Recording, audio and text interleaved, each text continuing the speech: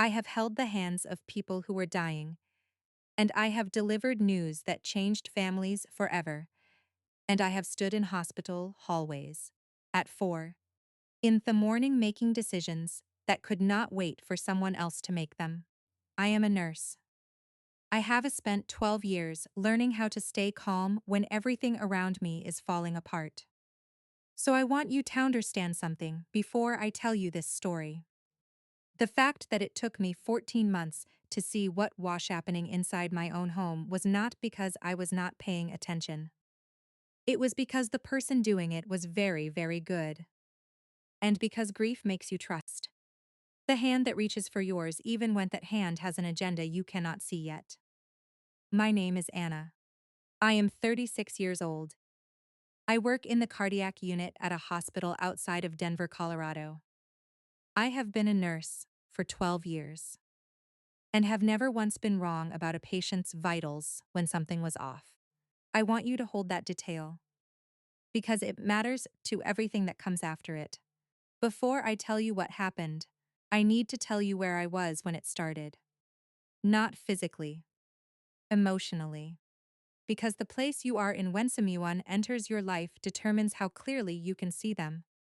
I lost my baby at 19 weeks. A girl. We had already named her. I will not say her name here because it is the one thing in this story that belongs solely to me and my husband, David. What I will tell you is that the loss was the kind that does not announce itself with clean grief. It arrives and then it stays, living in the corners of ordinary moments. The grocery store aisle with the baby food. The sound of a neighbor's child in the backyard. The way David looked at me sometimes when he thought I was not watching, like he was checking to see if I was still there. I was still there. I was just quieter than I used to be. Patricia arrived 3 weeks after we came home from the hospital. David's mother. 63 years old, silver-haired, the kind of woman who walked into a room and immediately identified what needed to be done and did it without being asked. She brought food. Real food, not casseroles from a grocery store, but things she had cooked herself, labeled and organized in our refrigerator with dates and reheating instructions. She changed our sheets. She kept the house clean without making us feel like we were incapable of cleaning it ourselves. She sat with me in the evenings when David was exhausted, and she did not try to fix anything or say the wrong things that people say. She just sat. And for the first 3 weeks, I was genuinely grateful. I want you to know that. Because the story I am about to tell you is not a story about a woman who was always suspicious of her mother-in-law. It is a story about a woman who trusted her completely, and what that trust made possible. I want to stop here for a second because I am curious about something. What time is it where you are right now? Are you watching this at night? In bed? Maybe with your phone turned low so you do not wake Simeon? Or are you somewhere in the middle of a day that needed this? Tell me in the comments where you are watching from. I want to know how far this story travels. Because what I am about to tell you is kind of thing that I think more people have lived through than anyone talks about. The first sign came on a Tuesday. I woke up from an afternoon rest and went to make tea, and my kitchen was different. Not dramatically different. Just reorganized. The mugs were in a different cabinet. The spice rack had been alphabetized. The drawer where I kept miscellaneous things had batteries, takeout menus, the pen that always worked, had been cleaned out, and the contents redistributed somewhere I could not immediately find. Patricia was sitting at the kitchen table reading a magazine. She looked up and smiled. I got a little restless, so I tidied up a bit. I hope that is okay. I told her, of course. Because it was just a kitchen, and I was still wearing grief. Like a second skin, and reorganized cabinets felt like the smallest possible thing to care about. But that night I opened the notes app on my phone and typed one line. I do not know exactly why I did it. I am a nurse. We document. It is what we do when something feels like it might matter later. Kitchen. Tuesday. She didn't ask. I closed the app and went to sleep. I did not think about it again for several weeks. 6 weeks after the loss, David drove me to my follow-up appointment with my OB. Or he was supposed to. He got called into an emergency work meeting that morning, and Patricia offered to take me instead. I said yes because I did not want to reschedule, and I did not want to go alone. In the waiting room, Patricia approached the reception desk before I reached it. I assumed she was asking about parking validation. I sat down and scrolled my phone. When my name was called and I went to the desk to check in, their receptionist smiled and said everything had been updated. I assumed she meant my insurance information, which David had recently changed jobs and I had meant to update. I did not think to ask what specifically had been updated. I was grief-blurred and tired, and it was just a check-in form at a doctor's office. What had been updated was my emergency contacts. Patricia had told the receptionist she was my mother, not my mother-in-law. My mother. And she had added herself as the primary authorized contact on my medical file. My own mother, who lives 40 minutes away and who I call every Sunday, was not on the fill at all. I did not know this yet. I would not know this for another 11 months. That evening, I tried to tell David that something felt slightly off. Not about the doctor's appointment. It did not know about that yet. Just a general feeling. A pattern I could not name. The kitchen. The way Patricia answered the door before I reached it. The way she described my condition to David when I was in the next room. Speaking about me in the third person as though I were a patient rather than his wife. She needs more rest. She is not quite herself yet. She's doing better, but we need to watch her. That word. I noticed it, but I could not explain why it bothered me. David listened to me carefully. Then he said, very gently, that his mother was just trying to help, and that I was still processing a significant loss, and that it was possible I was reading too much into small things. He said it kindly. He was not dismissing me to be cruel. He genuinely believed what he was saying. And here is the part I need you to hear clearly, because it is the part of the story that nobody talks about honestly. Being told you are fragile by someone who loves you is its own kind of trap. Because it uses love as their reason you should doubt yourself. And when you are already grieving, and already uncertain, and already not sleeping properly, being told you are reading too much into things by the person you trust most is enough to make you close the Notes app and tell yourself you are imagining it. I kept the Notes app open. By month 4 of Patricia's stay, my 3 closest friends had become noticeably less present. Rachel, who called me every week without fail for 11 years, had gone to calling once a month. My friend Diane stopped suggesting we meet for coffee the way she always had. My colleague from the cardiac unit, Jamie, who I had grown close to over 5 years of night shifts, sent a text one afternoon that said simply, "I just want you to know I am here whenever you are ready." The phrasing confused me. Ready for what? I had not told her I was not ready for anything. I assumed grief had made me hard to reach. I assumed my friends were giving me space the way people do when they do not know what to say.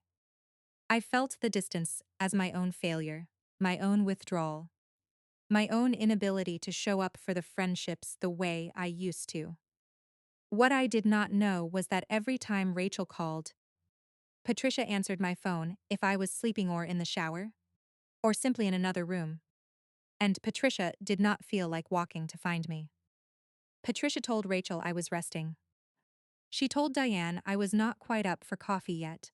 She told Jamie, my colleague from the cardiac unit, that the doctors had suggested I limit stimulating social contact while I healed. No doctor had suggested anything of the sort. Patricia had simply decided what my social life should look like during my recovery, and had managed it the way she managed everything. Quietly, efficiently, and without asking me, I opened my notes app and added the entry. Friends distant. Month 4. I am not sure why. I still did not see the pattern. I was living inside it.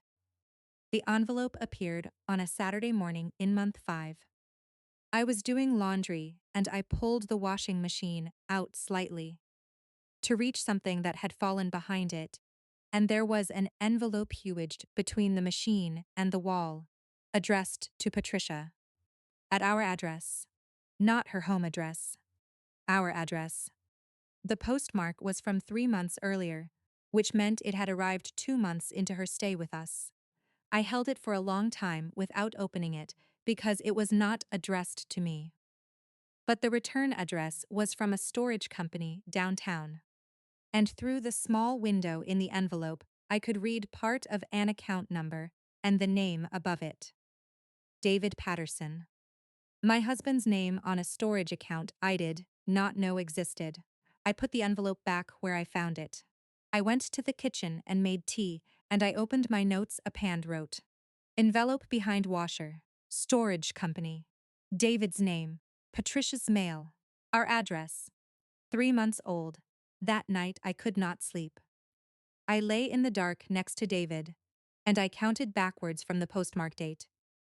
And I realized that the account had been opened approximately 1 month before my miscarriage.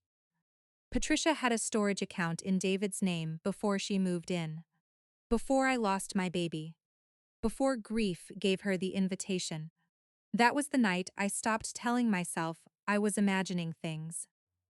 The next morning, while Patricia was at her weekly church group and David was at work, I drove to the storage facility.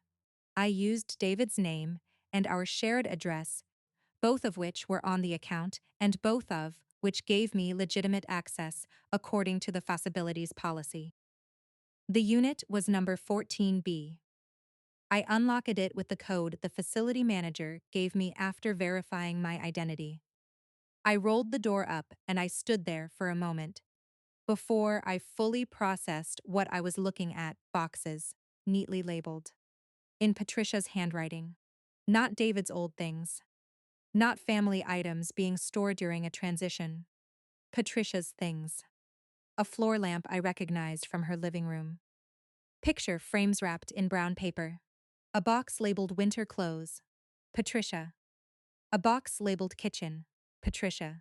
And at the back of the unit, stacked carefully and labeled in the same neat handwriting, a box that said master bedroom. I took photographs of everything. I did not move anything.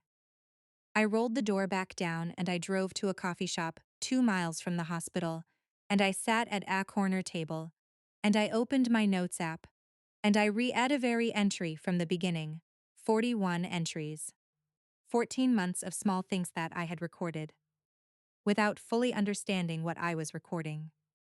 And reading them in sequence, one after another, for the first time as a complete picture rather than isolated incidents, I felt something shift in my understanding, the way a diagnosis shifts when the final test result comes back, and all the symptoms that seemed unrelated suddenly resolve into a single clear answer.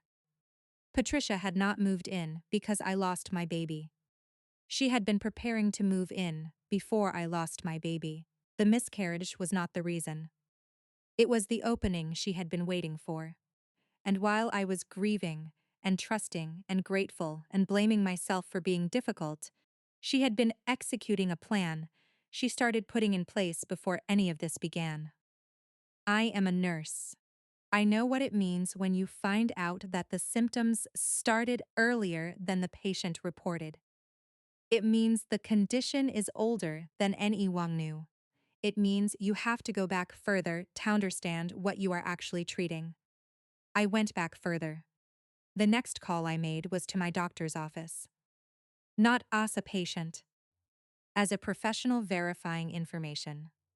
I called and asked to speak with the medical records department, and I requested a summary of the authorized contacts on my file. The woman who read it back to me did so without any particular emphasis. because to her it was just information. To me, it weighs the moment. The last piece fell into place. Primary authorized contact, Patricia Patterson. Relationship listed, mother. Date added, the date of my 6-week follow-up appointment. The appointment Patricia drove me to. The appointment where she approached the reception desk before it did. My own mother was not on the file. My husband was not listed as primary. Patricia had stood at a reception desk while I was still numb from loss and told a stranger she was my mother, and had herself written my medical file as the first person to be called if something happened to me. And because she said it naturally, and I was sitting in the waiting room, and there was no reason for the receptionist to verify a relationship claim, it had simply been accepted. I opened my notes app and added one more entry, then I counted. 47 entries, 14 months, a complete medical file change, a storage unit, predating the miscarriage, friends managed, mail received at my address, a box labeled master bedroom. I called Rachel. I called her from the hospital parking lot after my shift because it was the one place I was certain. Patricia could not hear me. Rachel answered on the second ring, and the relief in her voice when she heard me, not Patricia, me, told me everything before she said a word. We talked for 40 minutes. She told me that very time she had called over the past several months. Patricia had answered and said I was resting. She told me that Patricia had called her once, unprompted, to tell her that the doctors were concerned about my mental state following the loss and that I needed quiet and limited social stimulation. She told me Patricia had said David was struggling and that it might be best to give the family space to grieve privately. I sat in my car and listened to Rachel describe the version of my life that Patricia had been reporting to me closest friends, and I felt something I had not felt at any point in the previous 14 months. Noting. Anger. Clarity. The specific, clean clarity that arrives when you finally have the full picture and you understand not just what happened but how it was done. Patricia had managed my outside world the same way she managed my kitchen. Methodically, without asking. Telling each person a version of events that required them to trust her and ask no further questions. I told Rachel I was okay. I told her I would explain everything soon. Then I hung up and I added one final entry to my notes app. The 48th entry. And then I made the one phone call that changed everything. I want to stop here and ask you something directly. If you discovered that someone had been slowly, quietly dismantling your life while calling it love, what would you have done at this moment? Would you have confronted them? Would you have gone to your husband first? Would you have called a lawyer? Tell me in the comments. Because the choice I made at this moment is the one I have thought about most since, and I am not certain everyone would have Medithi same one. I did not call a lawyer. I did not confront Patricia. I did not even tell David yet, because I needed David's to see the evidence before I told him what it meant. And it needed him to see it without my framing it for him. Ike knew my husband well enough to know that if I told him first and then showed him the evidence, some part of him would spend the entire conversation wondering if I was the reliable narrator. Grief can do that. Love can do that. 14 months of his mother's careful management of his perception could do that. I needed the evidence to speak before I did. So I called Evelyn. Evelyn was Patricia's older sister. I had met her 3 times at family gatherings over the years, a quiet woman who always sat slightly outside the circle of conversation, who watched her sister with an expression I had never been able to name. David had mentioned once, briefly, that Evelyn and Patricia had some history around a property dispute after their parents died that had been quietly settled and never discussed. I had filed it away the way you file of things that seem like background information until they become foreground. I found her number in David's contact list. I called Heron a Wednesday afternoon and I introduced myself and apologized for calling out of nowhere. Then I asked her one question. I said, "Has Patricia ever done something like this before?" There was a silence long enough that I thought the call had dropped. Then Evelyn said, "Is she in your house right now?" I said yes. Evelyn said, "I have been waiting 15 years for someone to ask me that question." She told me about the estate, about what Patricia had done when their parents died, how she had positioned herself as the primary caregiver in the final months, how she had managed information between family members, the same way she had managed information between my friends, how documents had been signed and accounts had been adjusted, and by the time anyone understood the full picture, Patricia's name was attached to things that had not been intended for her. Evelyn said. She had tried to tell David before his wedding. She said Patricia had reached him first with her version of events, and that, by the time Evelyn had the opportunity to speak, David had already decided his mother's account was the accurate one. Evelyn said she would come. She said she had documentation from the estate situation that she had kept for 15 years in case this day came. She said she would bring it, and she would sit across from David, and she would tell him everything she had tried to tell him before his wedding. She said she needed me to agree to one thing first. She said, "Let him read the evidence before either of us explains it. Let him come to the conclusion himself." Because Patricia had managed his conclusions his entire life, and the only way this works is if he arrives at the truth without being directed to it. I said, "I understand exactly what you mean.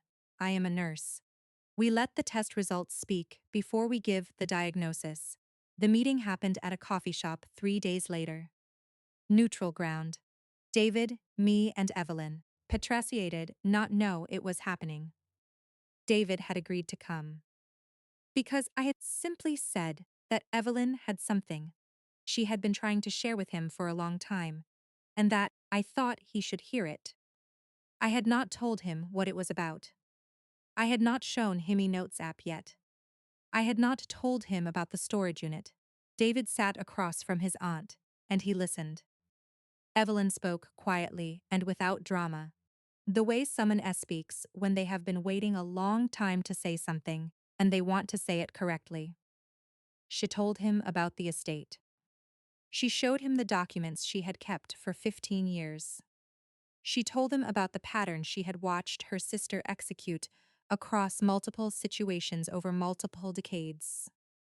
The positioning, the information management, the way Patricia installed herself in situations of vulnerability, and then gradually expanded her presence until removal became complicated.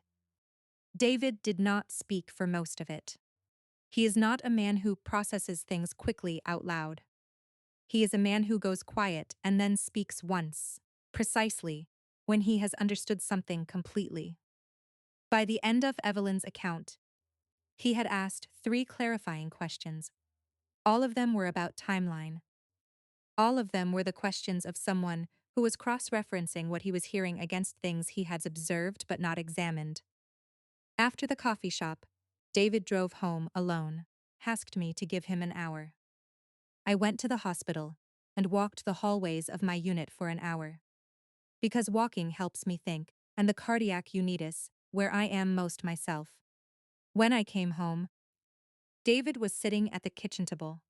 Patricia was in the living room watching television. David looked at me and said quietly, "I need to see the notes app." I handed him my phone. He read all 48 entries.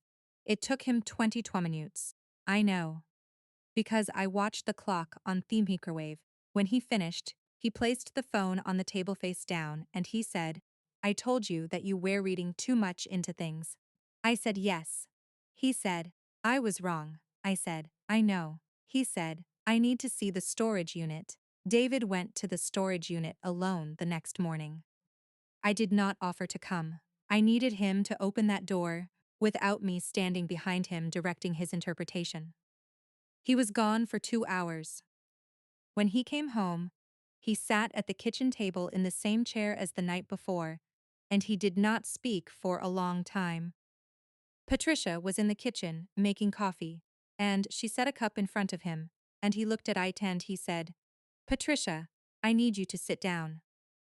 The conversation that followed is not mine to fully describe, because parts of it belong to David. What I will tell you is that he placed one photograph on the table in front of her, the box labeled Master Bedroom, and he asked her to explain it. He did not raise his voice. He did not list the other evidence first. He asked one question and then he waited. And the thing that finally ended 14 months of Patricia's careful management of everyone around her was not Anna's anger or Evelyn's documentation or even 48 notes in a phone app. It was David's silence. Patricia had spent 63 years managing David's questions. She had an answer for everything. She had always had an answer for everything, and the answers had always been accepted. Because David's love for her had always been available as the final override.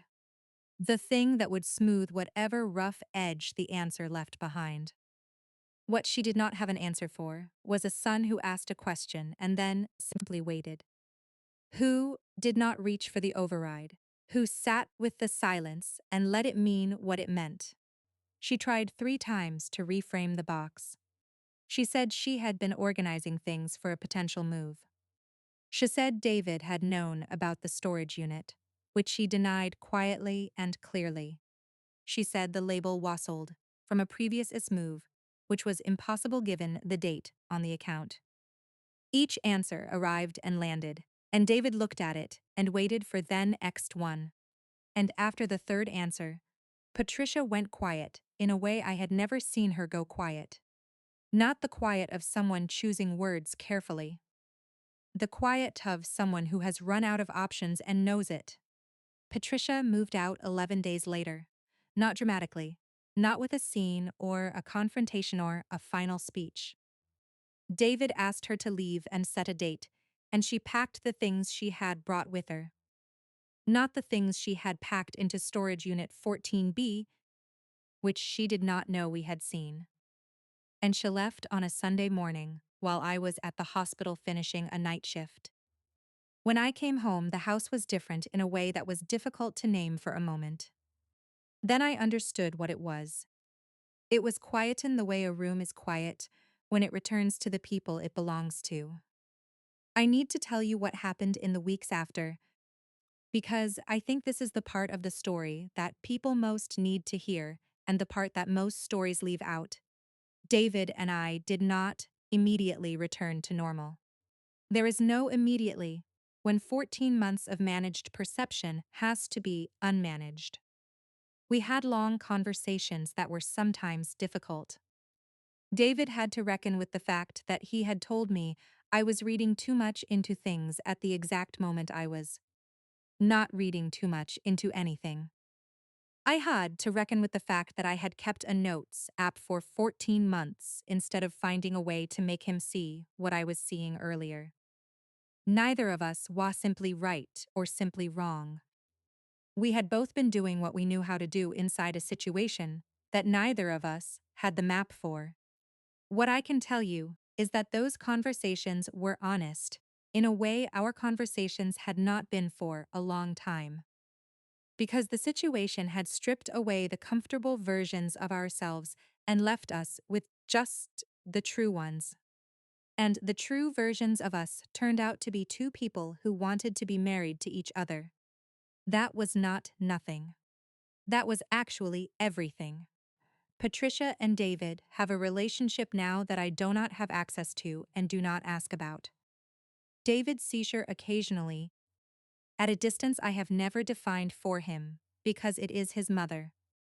And I am not in the business of telling my husband how much of his family to keep.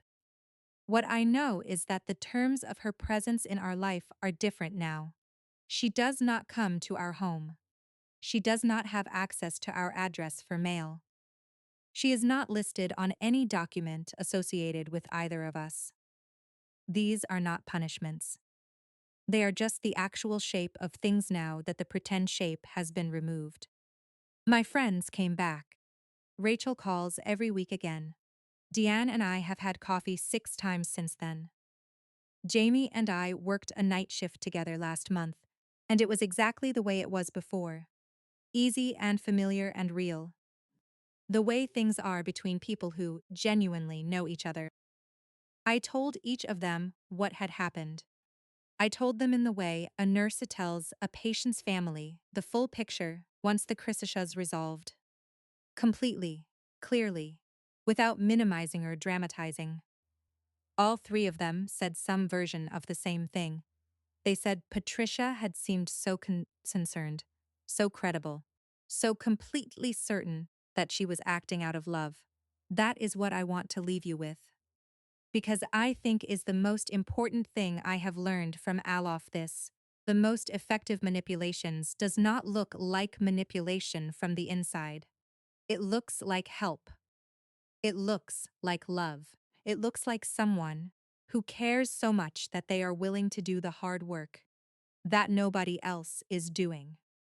And the reason it is effective is not because the people around it are foolish. It is because care is supposed to look like that. Care is supposed to step in and take over when someone is struggling. Care is supposed to organize the kitchen and drive to the doctor and answer the phone when Simeon is resting. The difference between care and control is a single word: consent. Real care asks, controls assumes. And the clearest signal that something is wrong is the moment you realize that no one has asked you anything in a very long time. I deleted the Notes app the day Patricia left. Not because I wanted to forget it. Because I no longer needed to document my own life in order to prove it was real. If you have ever been the person in your own home who felt like a guest, if you have ever been told you were fragile at the exact moment you were most clear-eyed, if you have ever watched someone call their control by the name of love and not been able to make anyone else see it, drop a rose in the comments. I will know you were there. And if someone in your life needs to hear this story tonight, share it with them. Not tomorrow. Tonight, this story is created for storytelling and reflection purposes. All names and details have been changed to protect privacy.